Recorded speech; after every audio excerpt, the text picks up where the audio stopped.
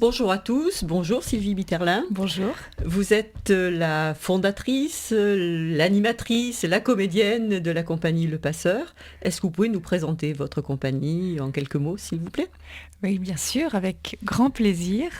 Donc c'est une compagnie théâtrale implantée dans la région, en particulier sur Aix, et qui donne des cours, des stages et qui crée des spectacles pour tout public. Alors actuellement, vous avez entre autres 2 spectacles qui sont proposés et qui tournent. Un spectacle dont vous êtes l'auteur et que l'unique interprète, ça s'appelle Le fond de moi.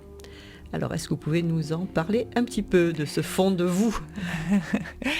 Oui, c'est un spectacle en fait qui est né d'un grand questionnement sur l'identité, qui suis-je en réalité, qui sont toutes ces formes qui m'habitent et quelle est la vraie nature de tout ça. Et donc j'ai commencé par un travail que j'aime beaucoup qui est basé sur l'expression tout d'abord corporelle. Donc c'est un spectacle qui est très physique, très imagé. Votre partenaire est un rideau, je crois. Voilà, le rideau qui est dans ce spectacle le symbole de l'intériorité de moi-même et dans lequel je plonge pour aller chercher les différents personnages qui m'habitent. Donc de ce rideau sortent toute une série de personnages que j'incarne moi-même et qui se rencontrent, se confrontent, discutent pour au final se révéler être un ensemble de personnages constituant votre fond. Mon Voilà. propre fond. Voilà. Un autre spectacle qui est un travail sur la littérature et sur la musique. Vous êtes accompagné par un musicien. Siméon Lenoir, auteur, compositeur, interprète, donc votre complice sur ce spectacle consacré aux géants de la littérature. Comment est-ce que vous est venue cette idée d'associer finalement des créations musicales avec des textes déjà écrits forcément, puisqu'on retrouve dans les auteurs que vous défendez et que vous présentez, aussi bien Tolstoï qu'Amélie Nothomb, que Saint-Exupéry, que Vian, que Giono, que Bernard Werber. Alors comment ça s'est passé dans votre tête, cette alchimie ? Eh bien, tout d'abord, ce spectacle est un gros pari qui est né de celui de donner l'envie de lire et de rencontrer des auteurs. Et donc, il est constitué d'un ensemble d'extraits de textes qui sont assez courts et dans lesquels le spectateur va avoir peu de temps pour s'imprégner, mais aussi... Le spectacle dure 1h10, 1h10 de lecture, c'est long au niveau de l'attention. Et donc, pour moi, la partie musicale vient pour à la fois soulager le public de sa concentration, le reposer par des intermèdes musicaux, mais aussi et surtout soutenir le texte. Siméon a eu cette capacité de s'imprégner des textes et de créer une musique qui lui est venue de l'écoute des textes et donc qui met en valeur d'autant plus le texte, je dirais pas l'illustre, mais en dégage toute sa partie imaginaire ou métaphorique. Donc pour moi, la musique est très très importante dans ce spectacle, qui est un spectacle, c'est pas une lecture simple où simplement le texte serait mis en valeur par sa propre diction, mais on a cherché, moi par mon jeu d'actrice, Siméon par son jeu musical, de déployer un peu plus l'effet que peut provoquer le texte. Et ce n'est pas simplement un accompagnement à un instrument, puisque sur scène, Siméon Lenoir joue de plusieurs instruments. Voilà.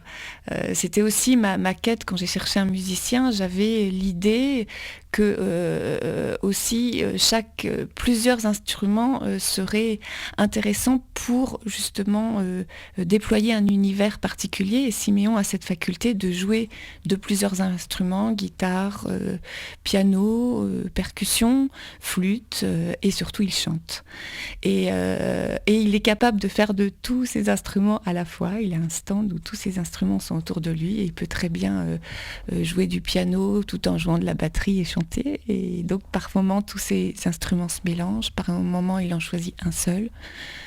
Et ça donne une richesse musicale intéressante, tout en laissant cependant la musique en soutien, et non pas, la musique ne devient pas un élément principal. Et nous avons tenu à ce que les auteurs soient les premiers personnages principaux de la scène. Sylvie Bitterlin, votre compagnie, Le Passeur, n'est pas simplement une compagnie de spectacle, mais vous êtes aussi un lieu de formation, en tout cas une structure qui propose des formations, qui propose toutes sortes d'activités. Alors donc nous proposons en effet dans le cadre de la compagnie des stages, des formations, en particulier pour adultes, mais l'été aussi pour les adolescents.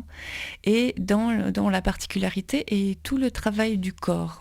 On s'est posé la question de comment amener le corps dans toute sa particularité, sa capacité expressive, et comment donner plus de présence à l'acteur, sachant que quand je parle d'acteur, je ne parle pas d'acteur professionnel ou même amateur, mais que ces formations s'adressent à tout public, c'est-à-dire à toute personne qui est en quête d'être plus à l'aise dans son expression quotidienne, toute personne qui se sent stressée face à un public ou timide ou qui a une difficulté de laisser sortir ou exprimer ses sentiments ou ses émotions.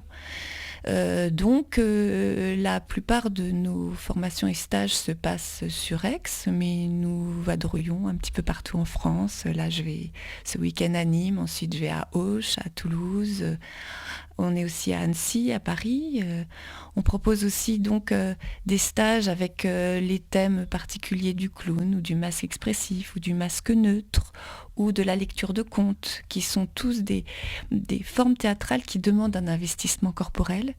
Et cette année, il y a des stages sur théâtre et danse, où on essaye de faire le lien entre la danse, qui est une esthétique plutôt corporelle, et le théâtre qui, lui, utilise la parole, l'expression, et comment ces deux formes peuvent vraiment s'intégrer. Un danseur qui parle, un comédien qui bouge dans son corps, et donc donner une personne, au bout du compte, qui utilise toutes ces possibles gestuelles et verbales.